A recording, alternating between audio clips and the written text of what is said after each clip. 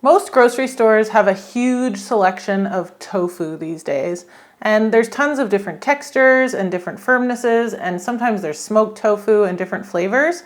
But the one that I want to talk about today is silken tofu. Silken tofu is exactly what it sounds like. It's super silky, it's creamy, and it's really luxurious. And for some reason, I feel like I overlook it when I go through the grocery store, and I really don't understand why, because the texture is amazing, and it doesn't have as strong of a soybeany flavor as some of the other kinds of tofu. If you have a block of silken tofu in your fridge, you can basically have dinner on the table in 5 to 10 minutes. You can use it in soups, you can eat it pretty much straight up like I'm going to show you, and you can make it into creamy dips and even desserts. So I'm going to show you 3 different recipes using silken tofu. These are super delicious, really, really easy and quick. But before we get into it, I'm gonna do a quick outfit change because this intro is a redo because I lost the first one for some reason. All right, see you on the other side. Okay, the first recipe I wanna show you is also the simplest one. I have a block of tofu here, and actually these weird cardboard box ones, it's kind of harder to get the tofu out. So I'm going to use this one for something else.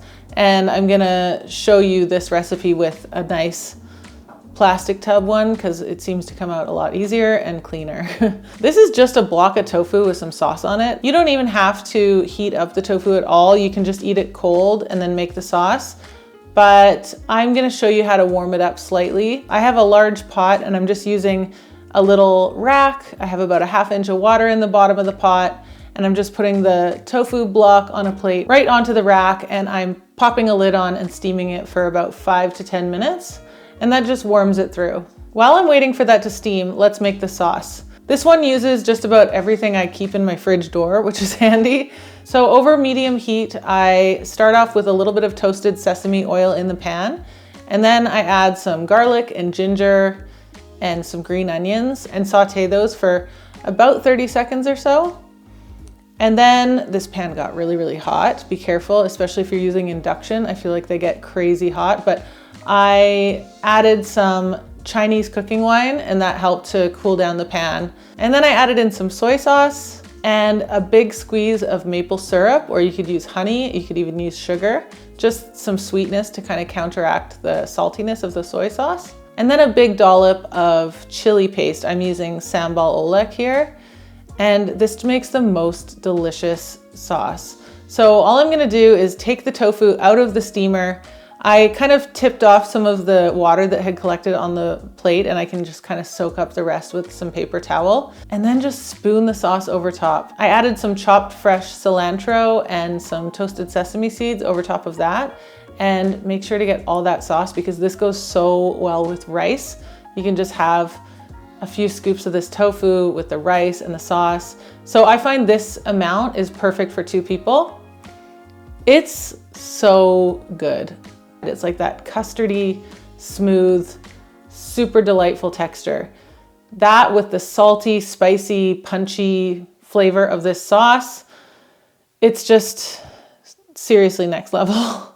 This next one has a lot of similar flavors, but it's a soup.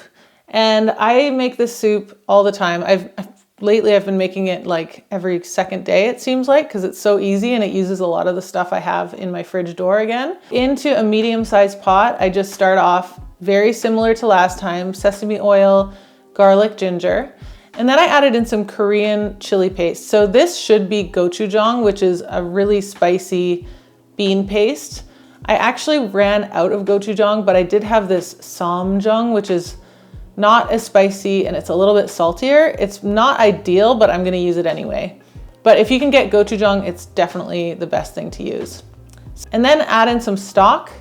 You can use veggie stock, you could even use water. I'm using some chicken stock here. And a splash of soy sauce. I'm being careful on the soy sauce with this one because there's more salt coming down the line and I wanna make sure not to overdo it.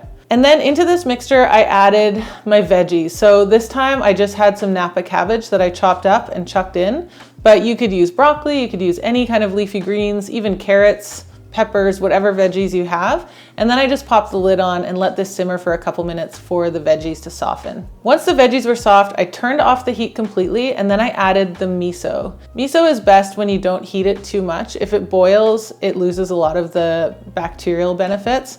It's okay if you let it get too hot. It's kind of like cooking sauerkraut. It's like you lose a little bit of the benefits, but if possible, I do like to add it towards the end just to retain some of those benefits. I find the best way to mix in miso, you can mix it in a little side bowl with a little bit of the stock to loosen it up first and add it back in. But I find if I just kind of smush it on the side of the pot with my wooden spoon, it kind of mixes in nicely from there.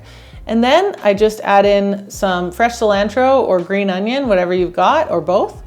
And then I just drop the whole block of tofu in. I'm using the block that we messed up a few minutes ago. So it's not in perfect block form, but that's totally fine. And then at that point, I just put the lid back on. The heat is off now. So I just kind of walk away for 5 minutes and let the residual heat the tofu through.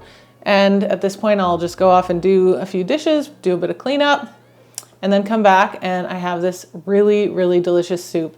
And I love just cutting into the tofu in each bite of soup. So if it's just the two of us, I'll just cut the whole thing in half and we'll each get half, or I can sometimes just break it up with the spoon, whatever.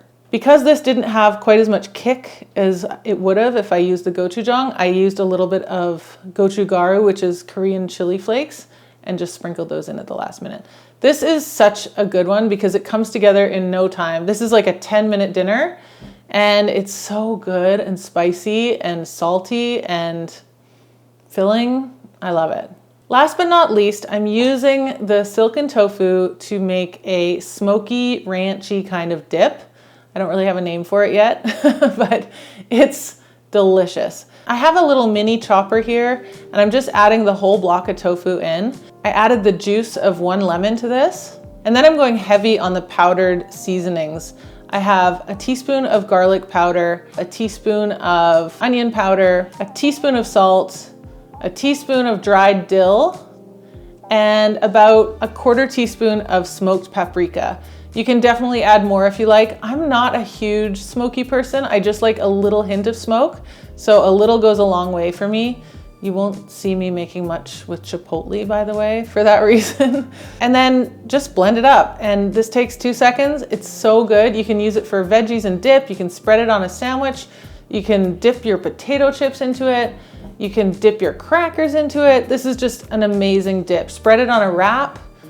You can do endless things with this stuff and it's so delicious. And it's pretty low fat too and low calorie. So I don't know if that interests you at all, but it's just a nice bonus in my books. That's it for my exploration of silken tofu. I'm definitely gonna be eating a lot more silken tofu this year. It's so delicious. The texture is amazing and it's super convenient and pretty inexpensive. I hope you enjoyed this episode and that you got some fun ideas. Let me know what you like to do with silken tofu in the comments, and I look forward to seeing you again next time.